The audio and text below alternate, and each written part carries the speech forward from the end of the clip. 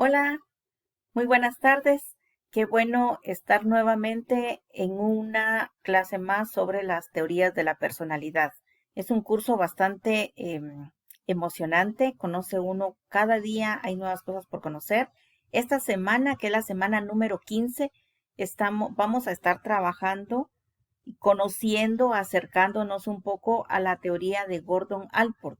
Él propuso la teoría de la personalidad enfocándose en la psicología individual o la psicología del individuo, como es muy conocida. Vamos a comenzar entonces revisando un poco esta teoría y vamos a ver, para empezar brevemente, la vida y obra, así en breve, de Allport. Podemos decir entonces que Allport nació en Indiana en noviembre de 1897.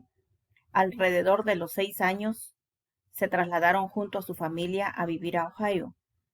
En 1915 ingresa a estudiar psicología y filosofía, también ética, a la Universidad de Harvard, siguiendo los pasos de uno de sus hermanos mayores. Es bien interesante mencionar que en sus primeros años en la casa de Gordon se instaló un pequeño hospital, ¿verdad? Su padre era médico. Entonces colocan un mini hospital en la casa de Alport. Por lo tanto, este niño va creciendo en medio de ese ambiente de hospital lleno con muchas enfermeras por todos lados y con una limpieza impecable. Es importante anotar esto porque más adelante se da una situación que tiene que ver con esta experiencia que él vive en su niñez.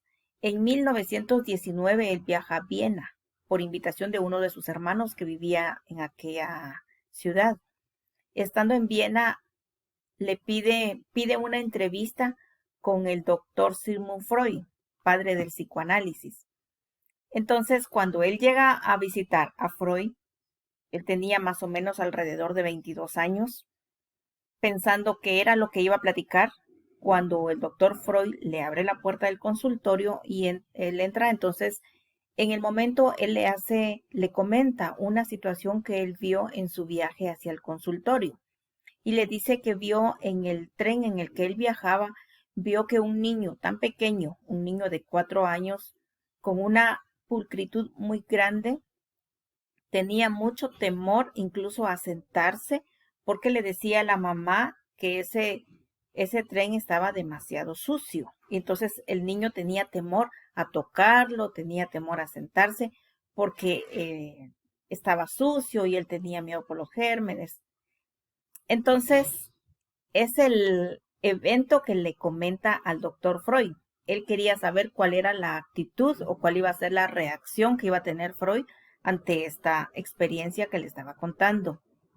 Y se sorprendió tremendamente, dice en su biografía, que se quedó perplejo cuando el doctor Freud, con sus ojos de terapeuta, le dice: ¿y ese niño del que me habla es usted? En ese momento,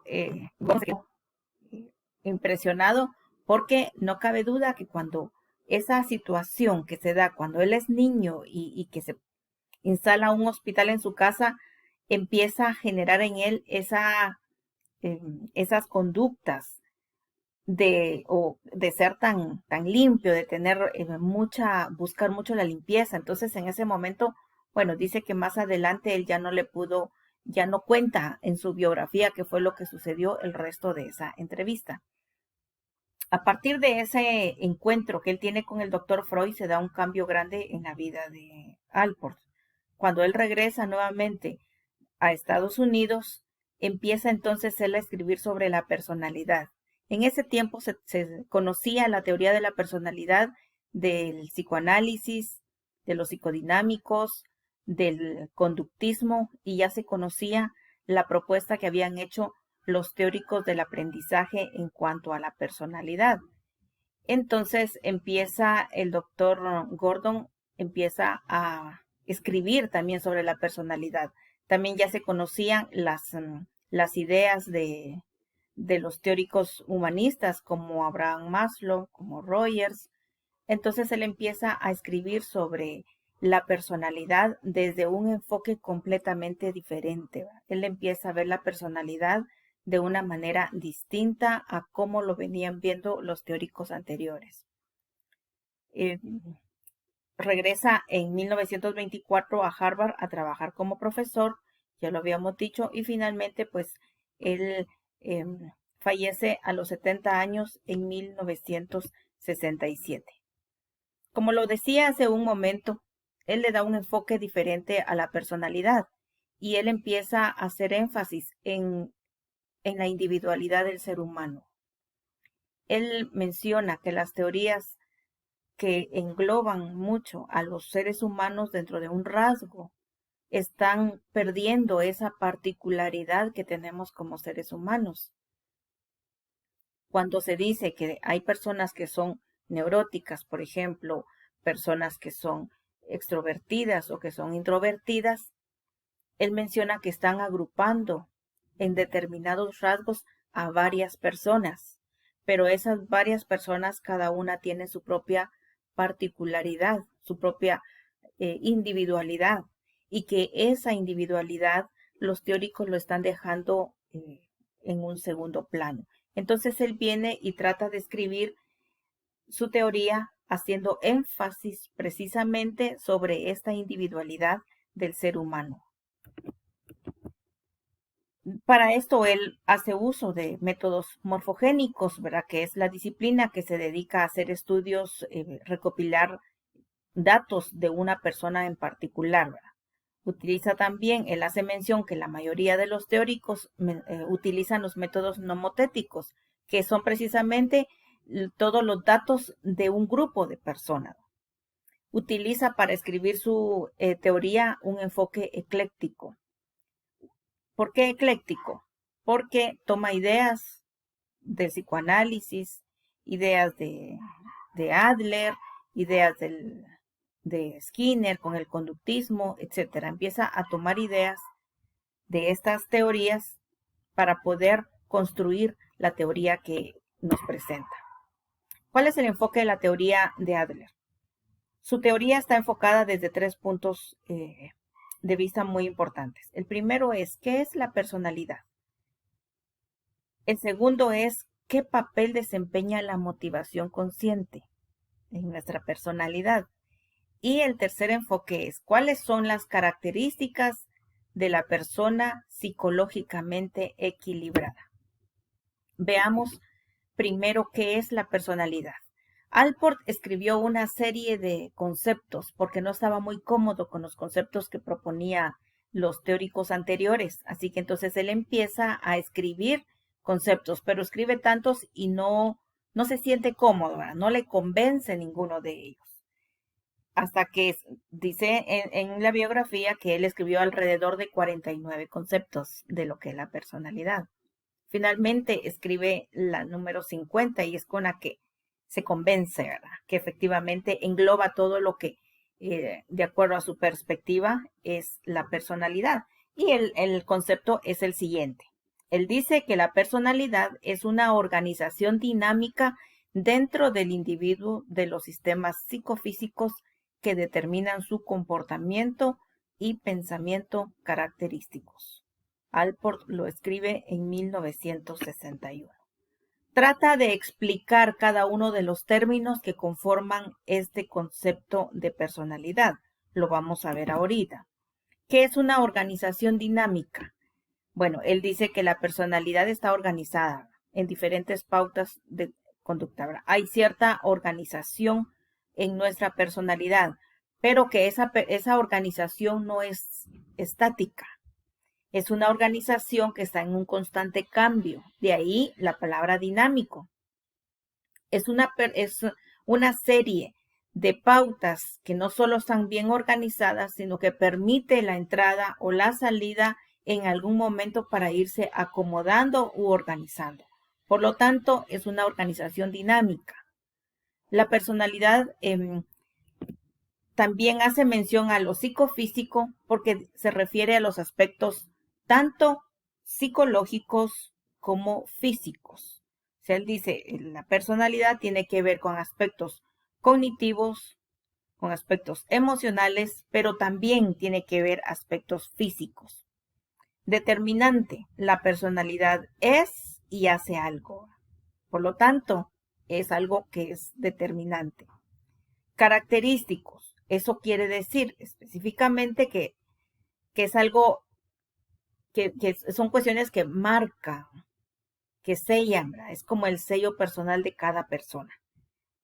Carácter significa marca.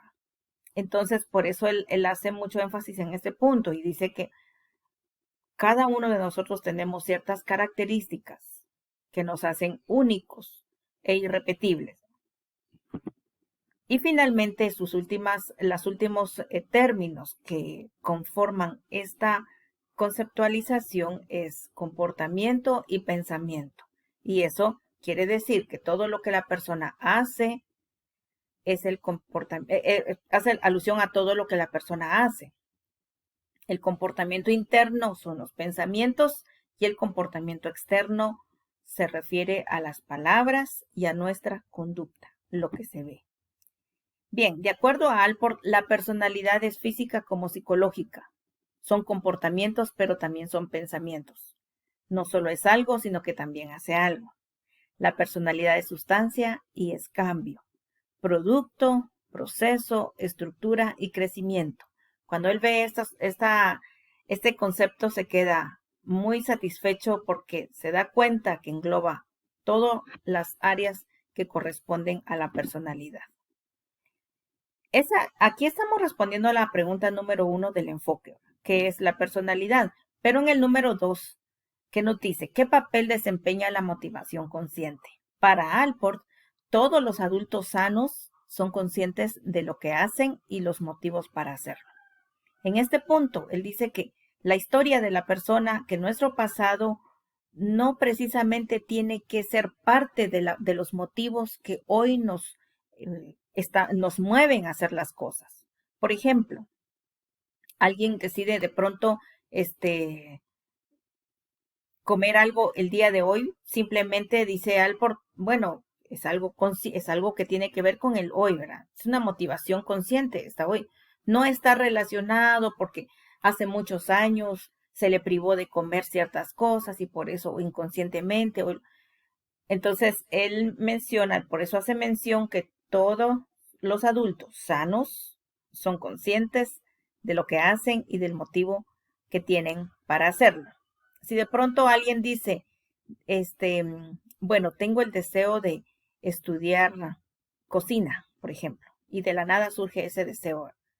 Entonces, Allport lo explica diciendo, bueno, tiene el deseo de estudiar cocina, simplemente, ¿verdad? Es una motivación consciente, no está relacionado con algo del pasado o algo que se haya dado. Para él es muy importante la parte presente y que lo consciente que estamos para poder hacer las cosas. Y 3, ¿cuáles son las características de una persona equilibrada? Primero, tenemos que definir qué es una personalidad equilibrada o madura desde el punto de vista de Allport. Él establece como ciertos criterios o hipótesis que debe de tener una persona madura, ¿verdad? O equilibrada. Primero él nos dice que una personalidad madura es una persona que tiene una conducta proactiva. ¿Qué quiere decir esto? Que no es una persona que no solo va a reaccionar a todos los estímulos del ambiente, sino que aparte de eso va a provocar estímulos en el ambiente, va a influir en ese ambiente.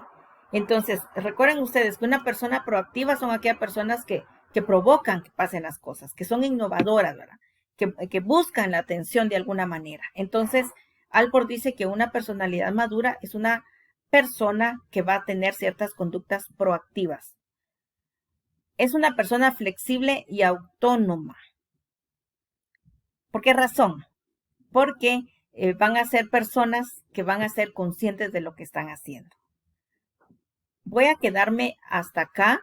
Vamos a continuar en el siguiente video explicando lo que es una personalidad madura y los criterios que estos establecen. Nos vemos en el siguiente video.